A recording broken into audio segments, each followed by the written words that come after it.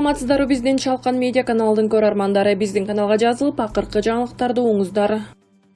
Финпол 250 миң сом пара сунуштаган жара аңгармалды. Экономикалык кылмыштуулукка каршы күрөш боюнча мамлекеттик кызматы кызмат адамына пара сунуштаган жаранды кармады. Финполдун басма сөз кызматы билдиргендей, үстүбүздөгү жылдын 1-декабрында Ысык Көл облусу боюнча финансы полициясынын кызматкерлери 250 миң сом өлчөмүндө пара берип жатканда кылмыш үстүнөн ТА деген жаранды кармашты. ТА аттуу жаран кылмыш иши боюнча маселени өзүнүн пайдасына чечүүгө аракет кылып, кызмат адамына ири өлчөмдөгү пара сунуш кылган. Сотко чейинки өндүрүштүн материалдары Кыргыз Республикасынын жазык кодексинин 328-беренеси пара берүү боюнча кылмыштардын жана жоруктардын бирдиктүү реестрине катталган. Кармалган адам Кара Кол шаардык ички иштер бөлүмүнүн убактылуу кармоочу жайына киргизилип, тергөө жүрүп жатат.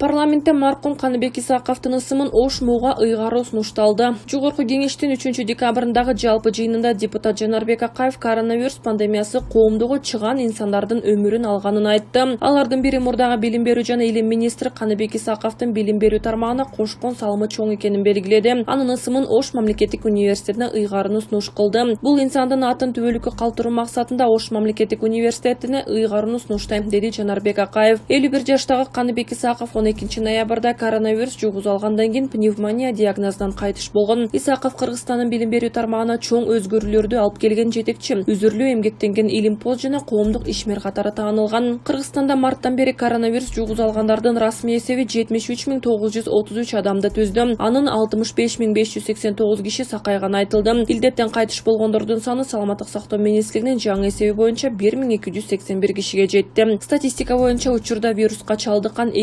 2689 бейтап стационарда, 3570 киши үй шартында дарыланууда. Кубатбек Боронов коронавируска кабылып жандандыруу бөлүмүнө түштү. Маалыматка караганда ал республикалык жугуштуу илдеттер ооруканасына дарыланууда. Бейтап коронавируска кабылып илдети өөрчүп кетип, пневмонияга айланганы айтылып жатат. Экс-премьер-министр Кубатбек Боронов коронавирус илдетине чалдыгып жандандыруу бөлүмүнө түштү. Бул тууралуу ишенимдүү маалымат булагы билдирди. Ага караганда ал республикалык жугуштуу илдеттер ооруканасына дарыланууда. Коронавирус илдети өөрчүп кетип, пневмонияга айланганы айтылып жатат. Ошондой эле ал жандандыруу бөлүмүндө, бирок абалы канааттандырарлык экенин кошумчалады. Садыр Жапаров БШКга 60 миң кол тапшырды. Бүгүн 3-декабрда шайлоо жана референдум өткөрүү боюнча борбордук комиссиясынан президенттикке талапкер Садыр Жапаровдун кол коюу барактары келип түштү. Тапшырылган кол тамгалардын саны 59.998. Бул тууралуу БШКнын басма сөз кызматы билдирди. Кыргыз Республикасынын президентин жана жогорку кеңештин депутаттарын шайлоо жөнүндө конституциялык мыйзамга ылайык талапкер шайлоочулардан 30 миңден кем эмес кол тамгасы менен колдоого алынууга тийиш. Тапшырылган кол тамгалардын саны 60 миңден ашпашы керек. БШКнын кол коюу барактарын кабыл алуу жана текшерүү боюнча жумушчу тобу кол тамгаларды 8 күндө текшерип өтөт. Алар каттоо кызматтарынын кызматкерлерин жана сот экспертиза чөйрөсүндөгү ыйгарым укуктуу мамлекеттик органдардын эксперттерин тартуу менен коюлган колдорду текшерет. Президентке талапкерлер кол коюу барактарын бүгүн 3-декабрда саат 23:59 чейин тапшырышы зарыл. Мелис Мырзахматовду саунадан Садыр Жапаров сабап салганы анык. Оштун ханы дешип Мелис Мырзахматовду баатыр көрүп келаткан фанаттарым өкүл балдары тилдерин бир жерине тыгып алгандай тынчыштыгын көрсө бүгүн атаандаш фигура катары чыга албайт экен. Садыр Жапаров 2010-жылдан кийин саунадан Мелис Мырзахматов менен чатакташып сабап салыптыр. Биздин ынамдуу булактарыбыз билдиргенде Мелис андагы ата журчулардын ана башын Мыктыбек Абдылдаевге асыла берип, Садырдын эскертүүсүн укпаган соң аягында муш жеп жерге жатып калганын тастыкташты. Кийин дал ушундай тепкини Ахматбек Келдибековдо көргөнүн ишенимдүү булактар айтышууда. Дал ушул мушташка Садыр Жапаровдун жакындары да күбө болушуп, көргөнүн саймедирешти. Замир Жошев: эгерде бүгүн колония Атамбаевди бошотпосо, анда биз башкы прокуратурага кайрылабыз. Жогорку соттун чечими автоматтык түрдө күчүнө кирет жана бул бардык мамлекеттик органдар тарабынан милдеттүү түрдө аткарылышы керек, деди бүгүн 3-декабрда Алмазбек Атамбаевдин адвокаты Замир Жошев пресс-конференцияда. Анын айтымында Атамбаев боюнча чечим жогорку соттон райондук сотко келип, ал өз кезегинде мамлекеттик жаза аткаруу кызматына жана колонияга жибериши керек болчу. Бирок алар муну жогорку соттагы, райондук соттагы жасашкан эмес. Алар 5 күнүн ичинде жасай алабыз деп жатышат. бирок адам 1 саатка дагы мыйзамсыз түрдө эркиндигинен ажырабашы керек. Мунун бардыгын 2 сааттын ичинде жасоого болот. Эмне себептен жасалбаганын билбейм. Мүмкүн саясий эрк жетишпей жаткандыр, деди адвокат. Замир Жошев адвокаттар жогорку соттун чечимин алгач ала райондук сотко алып барып, чечимди колонияга жөнөтүүнү суранышкан, бирок райондук сот колонияга жөнөткөн эмес. Кечээ 2-декабрда биз бул чечимди колонияга алып барып, аны аткарууну, башкача айтканда Атамбаевди бошотууну сурандык. Биз дагы деле күтүп жатабыз, деди ал. Эгерде бүгүн колонияны бошотпосо, анда башкы прокуратурага кайрылабыз, деп кошумчалады адвокат.